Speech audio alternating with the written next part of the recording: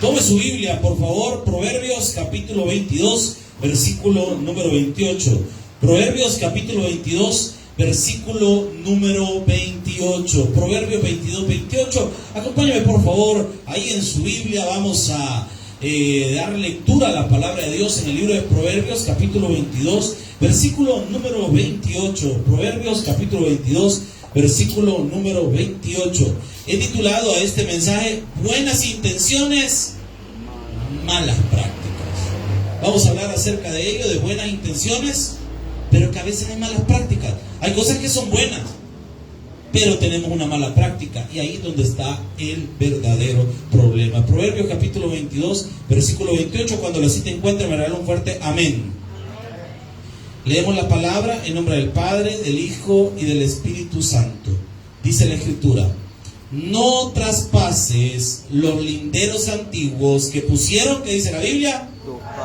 Vuelvo a repetir: no traspases los linderos antiguos que pusieron tus padres. Vamos a orar. Padre que estás en el cielo, en el nombre de Jesús, te damos gracias, Señor, por lo bueno que tú eres. Permítenos, Dios eterno, estudiar las Escrituras, y Padre celestial, permítenos aprender una palabra para nuestra vida, para nuestro corazón. Gracias, Dios, por este privilegio que nos das de poder aprender, Señor, de las Sagradas Escrituras. Señor, revélanos tu verdad en el nombre poderoso de Jesús. Amén y amén. Puede tomar su asiento. Hermano Víctor, ¿puede decirles que solo los de hermanos de seguridad estén allá afuera, por favor? De ahí nadie más. Gracias. Bien, buenas intenciones, malas prácticas. Ok, estamos hablando esta noche acerca de un proceso llamado innovación. La innovación es algo sumamente importante. Todo debe innovarse en la vida. Nosotros mismos debemos innovarlo. Pero estamos en la era de las innovaciones. Es una era de innovación, todo es novedoso. Es increíble cómo todas las cosas están cambiando. Yo me acuerdo hace unos años atrás que cuando uno quería guardar información, por ejemplo, andaba una memoria. ¿Se recuerdan de esas memorias? Anteriormente a las memorias estaban unos discos que disquetes, creo que se llamaban, si no me equivoco, que archivaban, no me acuerdo cuánto, pero una capacidad súper pequeña, y uno los ponía y uno sentía, bueno, en las películas aparecía que podían, los villanos iban a destruir el mundo con un disquete, ¿verdad? O sea, pero un boleto sí, ¿verdad? Anteriormente a eso podríamos retroceder a la manera de guardar información. ¿Se recuerdan de las primeras computadoras que sonaban cuando se conectaba el internet? ¿Se recuerdan de ese sonido particular? Sí, sonaba. ¿Se recuerda que el internet se iba cuando uno llamaba por teléfono? Y anteriormente, todavía podemos retroceder más. ¿Se recuerdan de aquellos celulares grandotes que parecían ladrillo? No le voy a preguntar si tuvo uno, porque se le nota que tuvo uno, hermano. Entonces, mire, es tremendo. Tamaño animales. Mi mamá tuvo uno de esos, mi abuelo tuvo uno de esos, y me recuerdo esos tamaños, y que era caro, hermano. Porque llamar le cobraban y recibir llamadas también le cobraban. ¿Qué cosa? O sea, imagínense cómo son los tiempos. Bueno, yo cuando estudié bachillerato todavía se estudiaba mecanografía. No sé los que están en bachillerato si todavía aprenden eso, pero anteriormente se estudiaba mecanografía y uno tenía que comprar su máquina de escribir. Algunos en las escuelas tenían, pero uno tenía que comprar su máquina de escribir y uno tenía que estar aprendiendo XYZ, y empezaba con cada dedo a memorizar y aprendía que aquellos voladitos que sobresalen en 2 letras del teclado son para que los dedos no se pierdan y uno se ubique donde está y volver a escribir. Los tiempos han cambiado, la vida ha cambiado.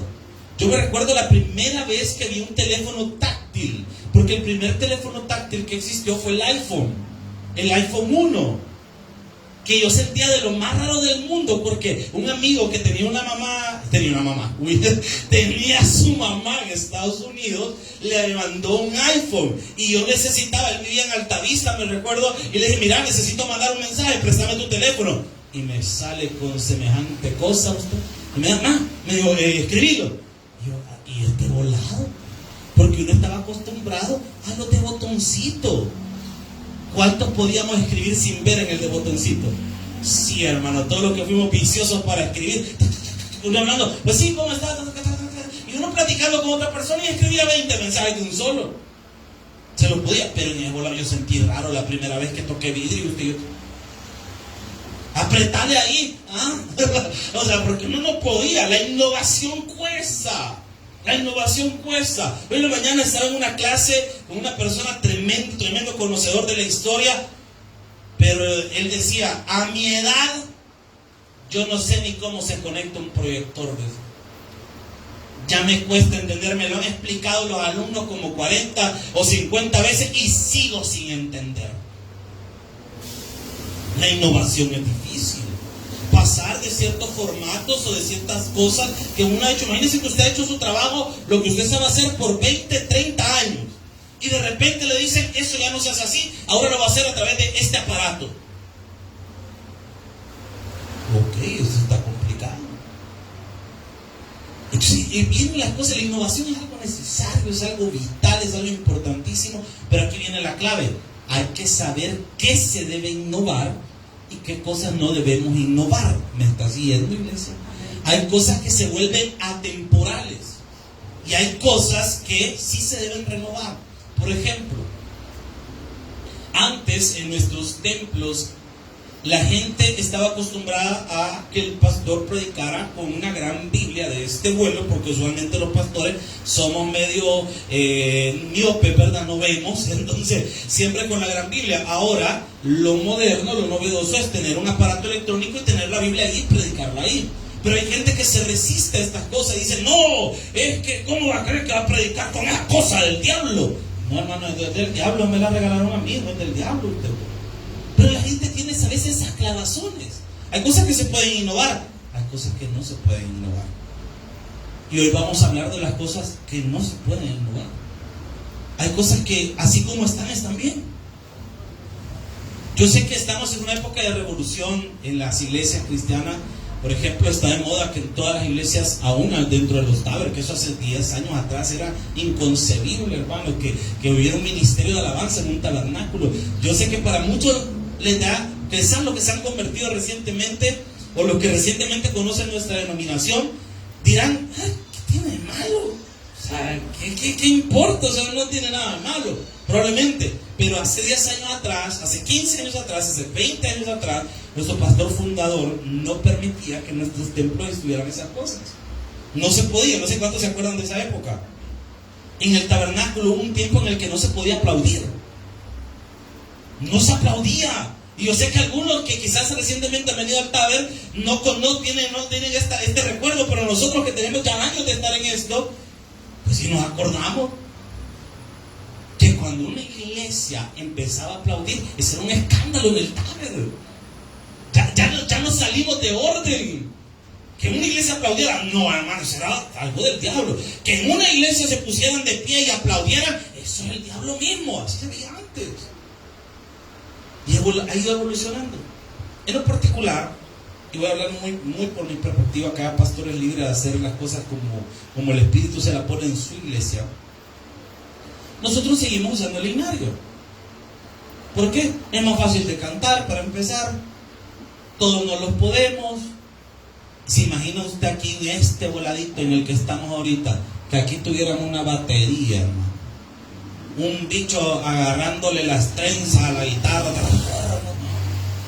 como 7, 8 personas cantando. Para empezar, ni caben.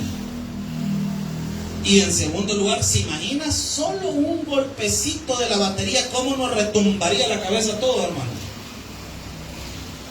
No sé si ustedes han ido a veces alguna o han visto una iglesia donde tienen el montón de instrumentos, pero hasta la cabeza duele, hermano. ¿Por qué los bichos le pegan con ganas? Y peor si el bicho que está tocando la batería ve una bicha que le gusta. Se tira como que es el de Maná, la agarra, y viendo todos los lados. ¿Se imagina aquí con este gran calor? No. Hay cosas que no van. ¿Por qué? Porque no es el tiempo. Quizás si tuviéramos un local más grande, más amplio, con una buena acústica, podría llegar a pensarlo, pero hoy por hoy, no. Y así, con el himnario, estamos bien, ¿o no? Amén. ¿Por qué cambiar lo que está bien? ¿Por qué cambiar lo que está bien? Entonces, a mí me llama la atención esto de la innovación, puesto que es un tema importante, porque la iglesia debe innovarse, pero hay que saber en qué innovar y qué no es bueno innovar. En las leyes nosotros encontramos, por ejemplo, en el ámbito legal, encontramos algo que se llama cláusulas pétreas. ¿Qué es una cláusula pétrea? Por ejemplo, en la Constitución hay algunos artículos que no pueden ser alterados. Usted sabe que la Asamblea Legislativa, su función es legislar, crear leyes o modificar algunas. Pero en el caso de la Constitución hay un departamento especial dentro de la Asamblea Legislativa que es la Sala de lo Constitucional, que se encarga de ver por toda la interpretación de la Constitución de la República. Ahora, pónganle a esto. Pero dentro de la Sala de lo Constitucional, ellos entienden que hay normas, hay artículos que no se pueden modificar. Por eso es que aquí las personas del mismo sexo no se pueden casar. Porque en la ley, que de hecho la Constitución no es en sí leyes, son principios de ley. Pero en la Constitución de la República dice que el matrimonio está conformado por un hombre y una mujer así nacidos. Esa palabra que dice así nacidos, como esa es una cláusula pétrea de la Constitución, no se puede cambiar. Entonces la única forma en que dos personas pueden contraer matrimonio es que hayan nacido hombre y hayan nacido mujer, que en el camino se transformó. No vale. No, si yo me concibo como mujer, pero usted nació varón, entonces no se puede casar con otro hombre. No, pero yo me considero hombre, puede decir una señorita, y puede verse como un hombre, hasta más barba que yo puede tener, pues va, para que me entienda. No puede andar con la barba rala, sino que le han volado como que un chucho a comer, le había volado, de que puede andar, tener así.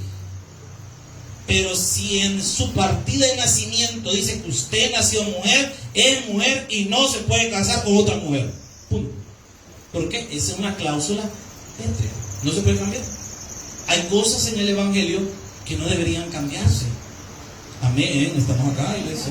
Hay cosas que no se deberían cambiar y que la gente insiste en quererlas cambiar y no se deben cambiar. La Biblia nos enseña, el libro de Proverbios, capítulo 22, versículo 28, no traspases los linderos, que dice la Biblia, antiguos que pusieron tus padres. Hay cosas que no se deben cambiar. ¿Por qué? Porque son los linderos antiguos. Hermanos, hay linderos en la palabra que no se pueden cambiar. ¿Me está siguiendo, iglesia? Cosas que no se deben cambiar. Hay cosas que, es que si algo funciona, yo quiero que tenga esto en la mente, hermano. Si algo funciona, no lo cambie. Hace un momento hablamos con el hermano Pedro de los carros y todo ese montón de voladas, y me decía algo el hermano Pedro, y con el permiso de él lo voy a decir. Aunque no me dé permiso, igual lo voy a decir. Él me comentaba y me decía, mire, me dice, yo mi carro no lo cambio. ¿Por qué? ¿Por qué me dijo el hermano Pedro? Porque le salió bueno, le salió fiel. Es que lo bueno no se cambia. Aló, iglesia. Si algo está bien, ¿por qué lo va a cambiar? Si predicar el Evangelio de nuestro Señor Jesucristo llevó a la iglesia central a ser una de las iglesias más grandes del mundo, ¿por qué vamos a cambiar predicar a Jesucristo? Hay pastores que ahora predican psicología, hay pastores que ahora predican un montón de cosas, de libros y de cosas, y ya no se está predicando la palabra. ¿Por qué? Porque quieren innovar. Hermano, con todo el respeto, yo respeto a mis colegas, pero no comparto eso. ¿Por qué? Porque si el Evangelio de Jesucristo nos hace libres y salvos, ¿para qué lo vamos a cambiar, hermano? Hay cosas que no hay que cambiar. Mire, le voy a dar un ejemplo del mundo y después le voy a dar un ejemplo de la Biblia. Un ejemplo del mundo. ¿Cuántos conocen los polígrafos BIC? ¿Desde hace cuánto se hacen los BIC? ¿Quién sabe más o menos? ¿Alguna fecha que le venga a la mente? Los 60, dice la hermana. ¿Hay más? La fábrica BIC empezó en 1945.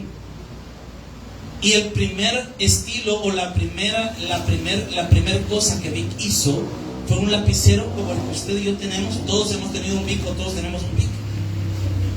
Y desde 1945 el BIC tiene la misma forma que usted le ve hoy. Y se ha usado la misma fórmula desde 1945 y ha funcionado.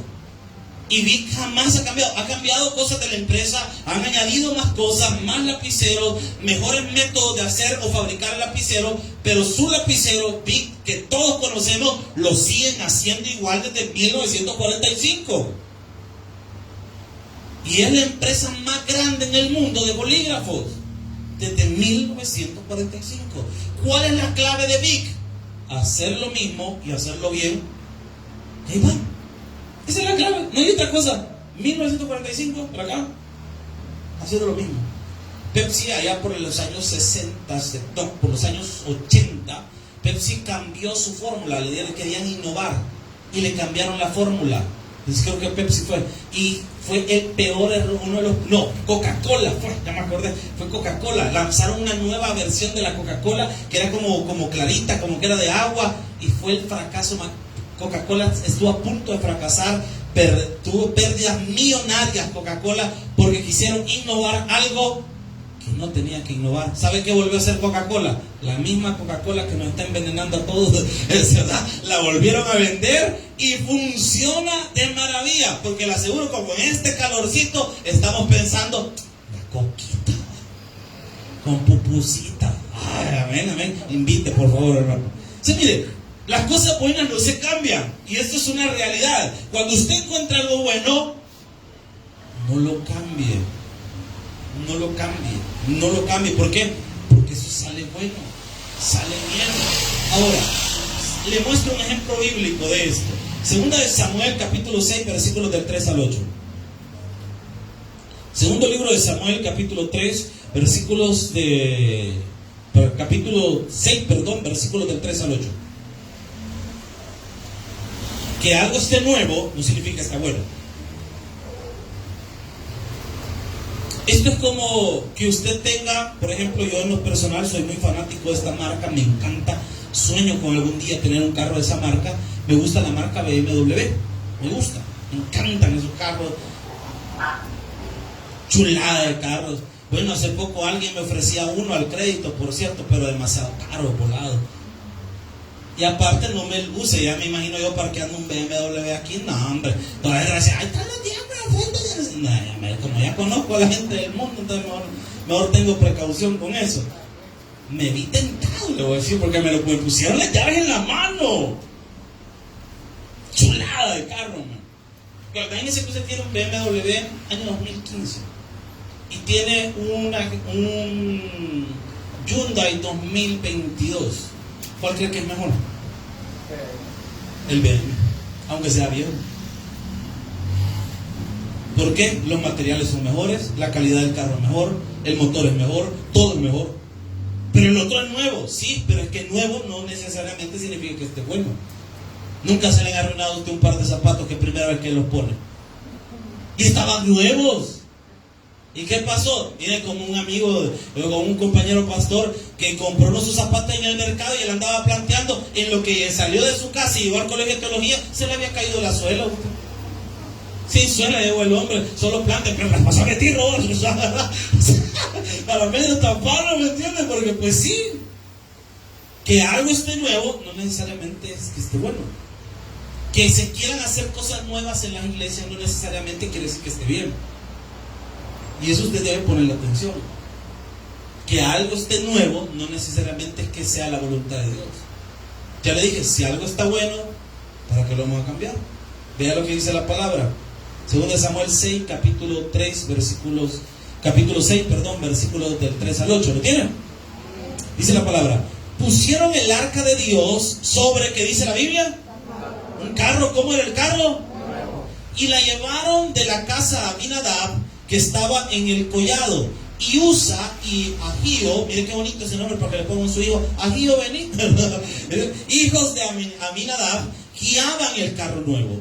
Y cuando lo llevaban de la casa de Abinadab, que estaba en el collado con el arca de Dios, Ahío iba delante del arca, y David y toda la casa de Israel danzaba delante de Jehová con toda clase de instrumentos de madera, de haya, con arpas, con salterios, panderos, flautas y címbalos, gran culto que estaba echando David. Versículo 6.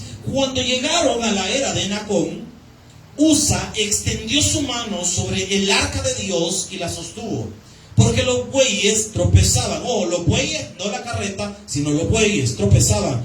Y el furor de Jehová se encendió contra Usa y lo hirió a Dios por aquella temeridad, por tocar lo sagrado. Cuidado con lo sagrado, no se toca. Y cayó ahí muerto junto al arca de Dios. ¿Y qué pasó? En el versículo 8, y se entristeció David por haber herido Jehová a Usa, y fue llamado a aquel lugar Pérez Usa hasta hoy. Voy a contar la historia. Los filisteos robaron el arca de Dios a Israel cuando Israel estaba pero en pecado. Cuando nosotros estamos alejados de Dios y estamos sumergidos en algo que no está bien, la presencia de Dios se aleja de nosotros y somos vulnerables. Amén. Somos vulnerables. Si yo me alejo de Dios, si yo dejo de orar, si yo dejo de leer la Biblia, soy vulnerable al enemigo. Amén. Entonces el enemigo se aprovechó de lo vulnerable que estaba Israel, agarraron el arca y llevaron el arca al templo de Dagón, dice la Biblia. Y pasó algo súper interesante, que dice la palabra de Dios que mientras el arca de Jehová, que el arca de Jehová era una caja de madera cubierta de oro, donde habían dos ángeles que sus alas se tocaban la una con la otra. La parte en medio de esos ángeles donde tocaban las alas la una con la otra, lo que estaba en la parte de arriba, a ese punto en medio se llamaba el propiciatorio. Y adentro del arca de Jehová estaban los siguientes elementos: las tablas de la ley que escribió Moisés, porque las primeras tablas las quebró, ¿se recuerdan? Y Dios le dio la orden que las volviera a escribir. Entonces las que escribió estaban ahí. La vara de Aarón que floreció, porque cuando le quisieron dar cuartelazo a Aarón, Dios le dijo que la vara de quien floreciera, ese era el sacerdote, y floreció la vara de Aarón. Y esa vara de Aarón estaba ahí. Y un puchito de maná que había quedado del desierto estaba en esa arca. Y esa arca representaba la presencia de Dios sobre el pueblo de Israel. Y dice la Biblia que cuando el arca estuvo en el templo de Dagón, la imagen de Dagón caía al suelo y se le quebraban las manos. Y al siguiente día, cuando la levantaban y la reconstruían y la volvían a poner, el arca hacía que la estatua de Dagón cayera y se postrara ante Jehová. ¿Cómo la ve? ¿Hay poder en el Señor o no hay poder? Los filisteos estaban con tanto miedo de ver eso, que pusieron el arca en una carreta, le pusieron un montón de oro y se la entregaron a Israel. Cuando David asume el trono de Israel, después de conquistar Jerusalén, David tiene una iniciativa, una buena práctica. Recuerda que el sermón se llama buenas intenciones, malas prácticas. David tenía una buena intención. ¿Cuál era la buena intención? Quería traer el arca a Jerusalén para construirle un templo al Señor. El que quiso crear el templo no fue Salomón, fue David primero. Salomón heredó los planos de David. Fue David el del deseo de construir un templo a Dios. Y una de las cosas que me encantan de David, que David no escatimó para el templo de Dios. No se tocó el hígado, sino que David dijo: denle lo mejor, compremos lo mejor, los mejores materiales, y los tenía todos listos. Pero Dios no le dio la orden a David que lo construyera, pero sí que preparara el material. Entonces, póngame atención acá. Cuando David dice es tiempo de llevar el arca, David se recuerda que los filisteos montaron el arca en una carreta, porque antiguamente el arca era transportado por los sacerdotes con unas varas que le atravesaban y la cargaban. Amén. Eso lo hacían antes. Pero David, como se le llevaba de innovador, dijo: bueno, ¿para qué varas si las podemos poner en una carreta? Más chivasa. Y es más, que sea una carreta nueva, la mejor carreta que haya, una carreta 2023 full extra, con doble burro de carga, ¿verdad? O sea, ¿me entiendes? La mejor carreta, chivatada, la suben en la carreta, comienzan a caminar, los bueyes, por la misma presencia de Dios, porque Dios no quería que su arca fuera cargada de esa forma, se empiezan a tambalear y Usa comete un error. Se le olvida que lo que están cargando es algo sagrado, y con lo sagrado no se juega. Y eso es algo que usted y yo tenemos que recordar siempre, hermano. Con lo sagrado no se juega. Hay gente que agarra la Biblia: no, si esto solo es papel, usted ve que si esto no es nada. Cuidado, con lo sagrado no se juega. Cuando algo ha sido dedicado a Dios, mucho cuidado, porque si eso ha sido dedicado a Dios, eso es sagrado. Y si algo es sagrado, Dios lo cuida. Amén. Eso incluye a las personas que han sido consagradas para Dios. Entonces mire, viene Usa, comete el error, toca lo sagrado y muere. David se asusta y deja el arca en la casa de un hombre llamado Obed-Edom. Pero sucede algo interesante. Acompáñame por favor a primer libro de Crónicas, capítulo 15, versículos del 1 al 2. Después que Obed-Edom comenzó a ser bendecido, porque la presencia de Dios trae bendición, cuando dicen amén, hermano. Presencia de Dios trae bendición. David se acordó que el arca seguía ahí, porque David tenía un deseo enorme por agradar a Dios. Si usted lee la historia, a mí me encanta. De hecho, ahorita estoy leyendo estos libros, por eso es que de aquí he estado sacando mis sermones. A mí una de las cosas que me gustan de David es su manera de pensar. Si con un personaje de la Biblia yo me puedo identificar y me veo reflejado y veo ese personaje y me siento identificado con él, es con David. Y una de las cosas que me gustan de David es su manera de pensar. Porque David dice, ¿cómo es que yo voy a vivir en casa de cedro con todos los lujos que yo tengo y mi Dios que habita en medio de Israel está en una tienda, está en un montón de telas? No, decía David, mi Dios tiene que estar en algo mejor. Hermano, qué chulada de pensamiento la de David. Qué bonito fuera que los cristianos pensáramos así. ¿Cómo es que en mi casa voy a tener buenas sillas y en mi iglesia vamos a tener sillas rotas? ¿Cómo es que en mi casa voy a poder tener esto y esto y mi Señor no va a tener en su casa lo que se necesita para su servicio? ¿Cómo es posible que yo en mi casa tenga ese aparato que me... Porque algunos que tenemos, la casa no está cayendo, pero buen aparato usted. No, de verdad, con esto del control territorial. Mire, cuando se metían las cámaras en las casas y usted veía, mire, la casa cayéndose usted. Pero la gente con el gran equipo, con la gran torre y el gran volado, y que ¡pum! ¿Verdad? O sea, ahí sí, cuando aquel cántico espiritual que dice tumba la casa, mami, ¿verdad? Ahí sí se ha aplicado, porque literalmente tumba la casa, hermano. ¿Cómo es posible, diría David, si David estuviera en nuestros días, que yo en mi casa tengo un buen aparato de sonido y la casa de mi Dios no va a estar bien? ¿Se da cuenta el pensamiento de David? ¡Qué bonito! No sé si me doy a entender, iglesia. ¡Qué chulada el pensamiento de David! ¿Qué tipo? Por algo Dios dijo que era un hombre conforme a su corazón. 1000 errores, por supuesto, hermano, como todo ser humano, pero con un corazón alineado a Dios, hermano. Eso es lo que Dios quiere. Entonces, mire, David razona y dice, no, hombre, el arca de mi Dios está en ese lugar, hay que traerla. Vea lo que dice, versículo 1. Hizo David también casas para sí en la ciudad de David. O sea, este hombre era terrateniente, mire, tenía varias casas. Y arregló, mire qué bonito, un lugar para el arca de Dios. Yo quiero que ponga atención a algo. David puso el dinero para eso. No le dieron el dinero a David. Él de su bolsa lo sacó y lo puso. Me encanta esto, hay que ponerle atención a eso. Y se levantó una tienda. Versículo 2.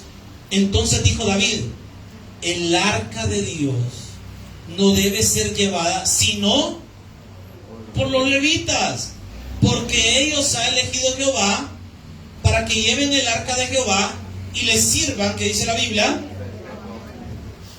David viene y dice, hey, leí la Biblia, leí el libro de Levítico, y ahí dice que el arca tiene que ser cargada por los levitas. Eso es lo que tenían que hacer siempre, lo antiguo, lo que no tenían que cambiar.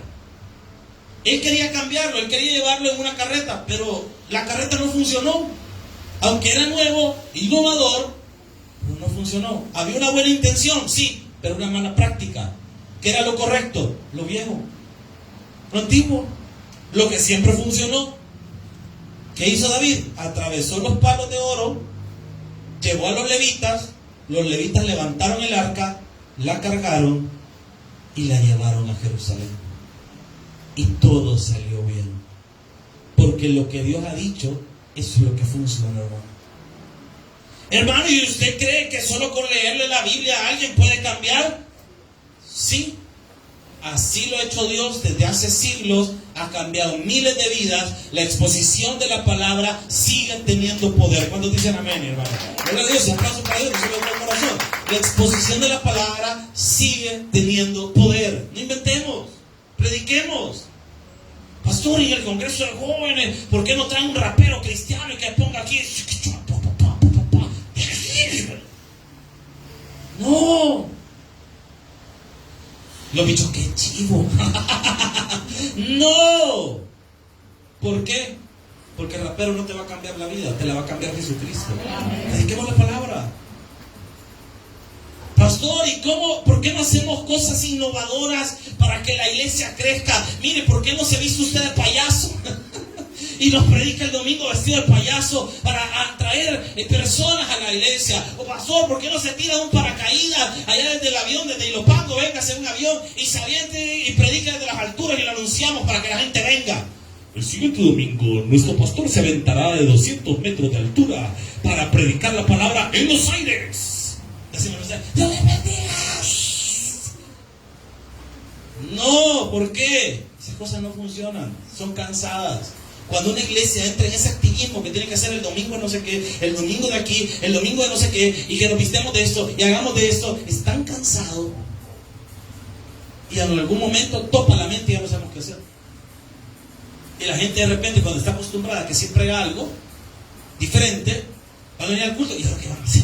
Y a ver ahora, no nada, solo va a predicar la palabra. Ay, qué aburrido, no vámonos vos. ¿Por qué? Porque le acostumbramos al activismo. El modelo bíblico, exposición de la palabra, alabanza, adoración, funciona, hermano. No necesitamos agregarle nada. Dejemos que Dios haga lo que tenga que hacer. Nosotros hagamos lo posible. Innovemos lo que tengamos que innovar. Pero lo bueno y lo que Dios ha establecido, no lo cambiamos, hermano. Sigámoslo haciendo, predicando la palabra. Deje que la palabra fluya, hermano. Cambiemos lo que haya que cambiar, por supuesto que sí. Pero si algo funciona, no lo cambiemos. Amén, iglesia. Deje que Dios haga las cosas. Es que mire, yo siento que hay que hacer cosas para atraer a la gente. Es que mire, pastor, ¿y por qué no ponemos a las diaconisas con unos grandes tacones allá afuera y una faldita corta para llamar a la gente? Ya me imagino usted con las manos. Mal guía usted, va. Pero mire, imagina a las hermanas ahí.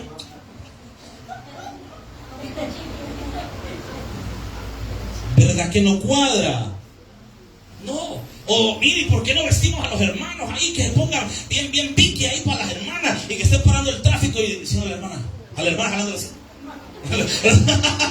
¿Va a funcionar? No. ¿Por qué? Porque son estrategias humanas y eso no sirve. Dejemos que Dios haga lo que tenga que hacer. Dejemos que Dios trabaje. Dios nos va a decir a nosotros qué hacer y hagámosle caso y ahí está todo. Hay cosas que no debemos cambiar. ¿Qué cosas no debemos cambiar? Número uno, no cambie su Biblia, hermano. No cambie su Biblia. No cambie su Biblia. Siga leyéndola. No, es que fíjense que estaba leyendo unos libros de motivación. Encontré un libro que dice, ruge. Entonces yo sí voy a estar, hermano, rugiendo. No, hermano, no. Si usted quiere leer, está bueno. Yo soy el primero. A mí me encanta leer, hermano. Me fascina leer. Pero no cambio la Biblia. No cambio la Biblia. ¿Por qué? Porque la Biblia es palabra de Dios. La Biblia es atemporal. Ve lo que dice Lucas capítulo 11, versículo 28. Lucas 11, 28. Qué chivo está ese color que eligieron ahora. Me llega. Apropiado para el día. 11, 28 dice: y él dijo: antes, bienaventurados los que oyen la palabra de Dios y la palabra. No cambie su Biblia. No cambie su Biblia por un libro de motivación. Y que mire, encontré un libro que escribió una mujer que le pasaron 3 carros encima y sobrevivió. Y viera cómo me motiva, cómo me siento y que me motiva a seguir. No le voy a negar que hay libros de motivación personal que son muy buenos, muy bonitos lo que dicen. Usted se puede sentir identificado con el autor, pero solo la palabra de Dios cambia vidas, hermano. Deje que la palabra. Mire, los motivadores son caros, por cierto. Caros. Hace poco vino este loco, hombre, que es bien mal creado, pero que juega a ser cristiano y no parece cristiano, como ya me temen, hombre. No. Ay, se me olvida este chamaco, hombre. que escribió un libro que por cierto se llama Ruge. ¿Cómo se llama este brother? Se me ha olvidado este men, pero es un motivador que vino hace poco aquí al país. Por cierto, habla por 45 minutos, motiva a la gente, muy bueno, como 50 pesos valía irlo a ver.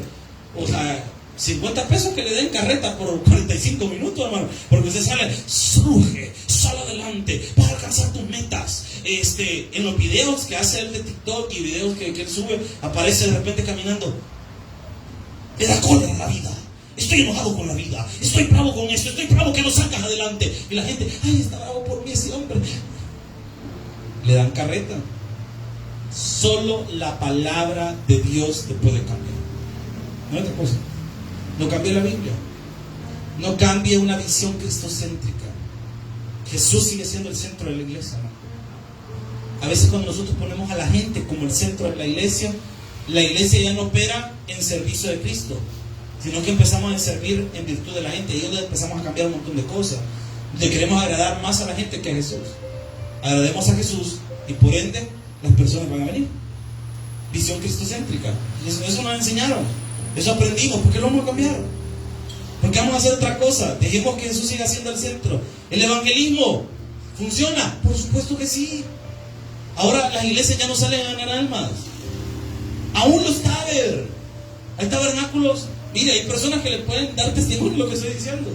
Ya no van. ¿Por qué? Porque dicen, no, es que el evangelismo casa a casa, eso no sirve.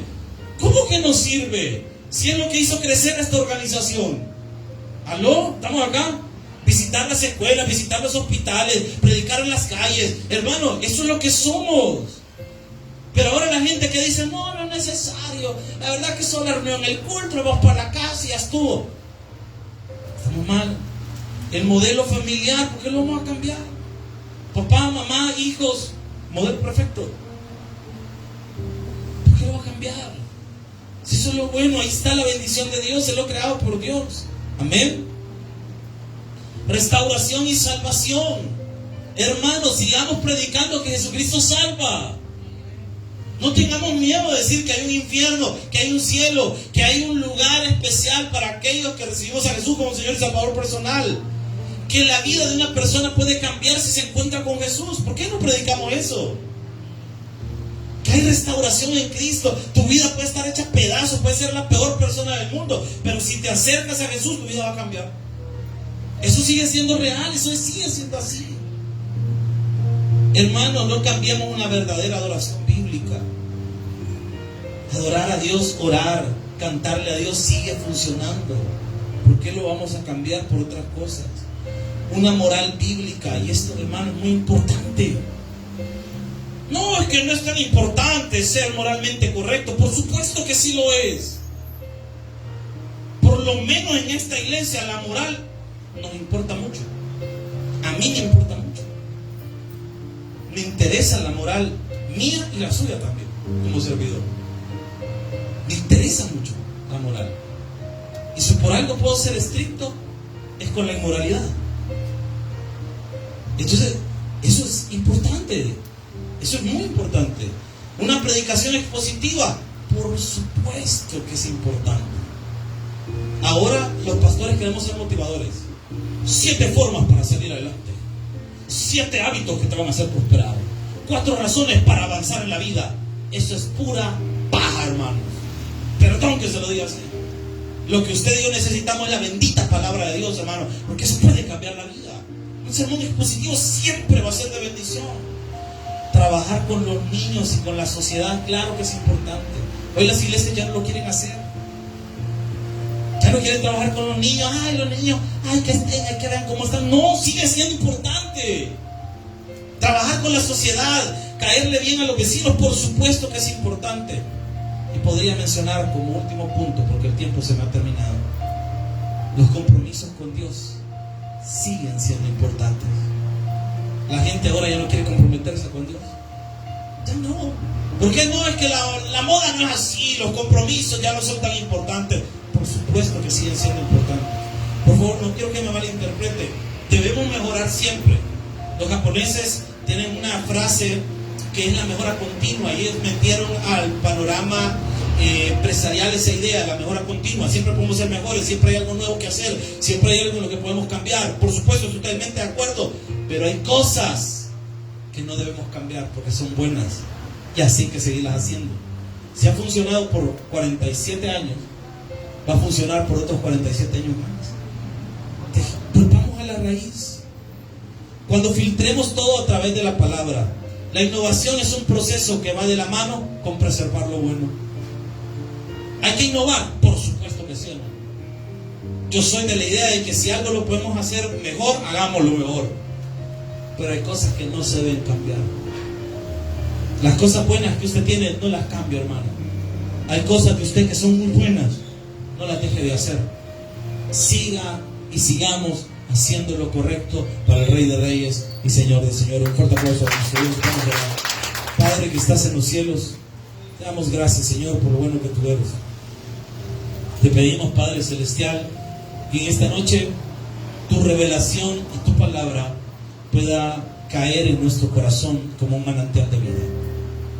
Te pido, Señor, que nos ayudes, que nos guardes.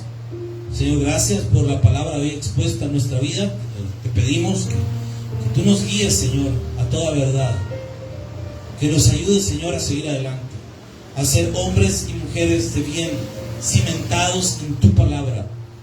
Señor, que la iglesia que está en este lugar siempre esté cimentada en tu palabra. Te pido que tú les ayudes, que tú les bendigas, tú les guardes, que tú les protejas, que hagas una obra maravillosa en cada una de nuestras vidas. Pero si hay alguien esta noche sin Jesús, queremos orar por tu vida hoy. Si tú sientes que necesitas a Jesús como Señor y Salvador personal, solo levanta tu mano, por favor, y permítanos guiarte al camino de Dios. Señor, gracias por esta noche. Oramos por la actividad de mañana, la actividad que vamos a tener, Señor, con la jornada de estudio de la tarde. Te pido que nos ayudes. Oramos por los servicios de domingo, culto a 9 y culto a 4. Permítanos, Señor, ser personas bendecidas para poder bendecir a quien tú mandes. En el nombre poderoso de Jesús. Amén y amén. Regálale palmas al Señor.